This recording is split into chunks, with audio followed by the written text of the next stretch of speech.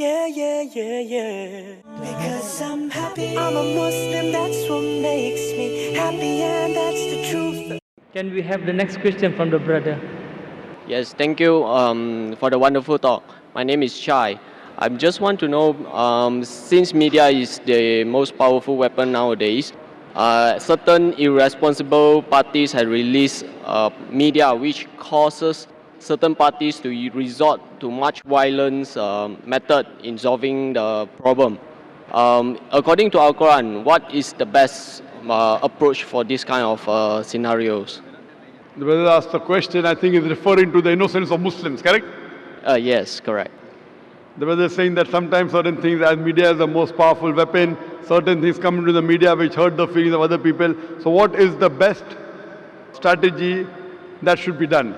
Brother is talking about a movie that was released a few weeks before, Innocence of Muslim, which has caused turmoil in the Muslim Ummah, a hue and cry.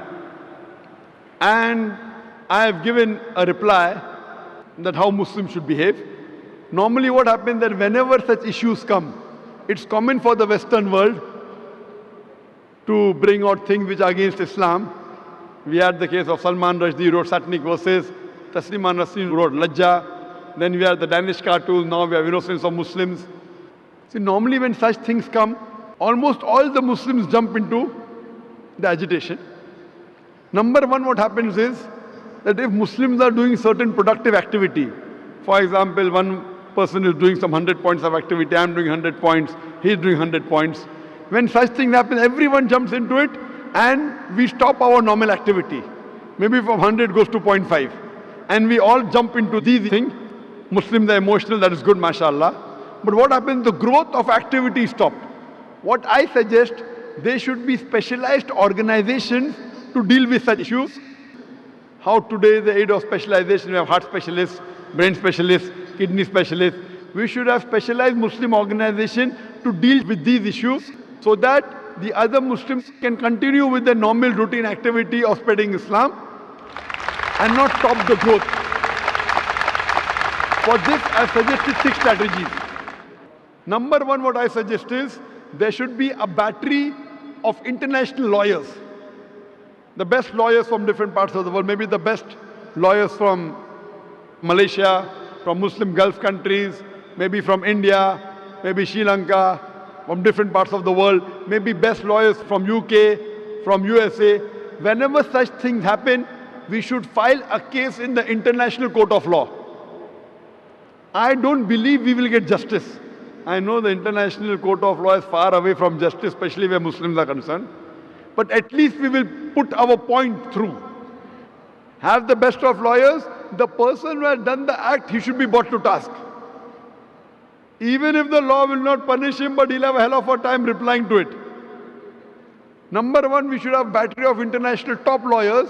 If required, we should hire even non-Muslim lawyers. Put a case in the International Court of Law, point number one. Point number two, the Muslim countries should protest officially. Through the foreign ministers of the country, they should protest through the ambassadors in that country that what has happened is wrong. Whichever country is involved in doing this act, all the Muslim countries through the foreign ministry, through the ambassador should protest, number two. Number three, we should give an intellectual reply to that act. Intellectual reply to satanic verses, intellectual reply to Danish cartoons, intellectual reply to Lajja or to Innocence of Muslim.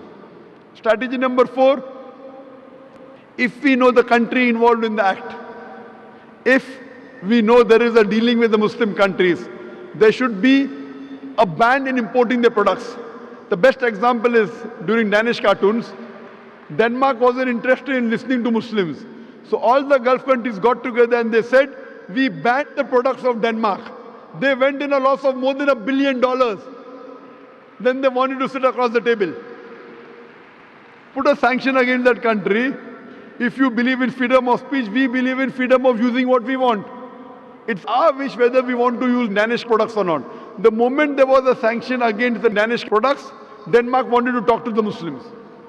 This is strategy number 4. Strategy number 5, all the Muslims throughout the world should protest via email, via letters, via fax. Protest to the person who's involved, the organization involved, or the country involved.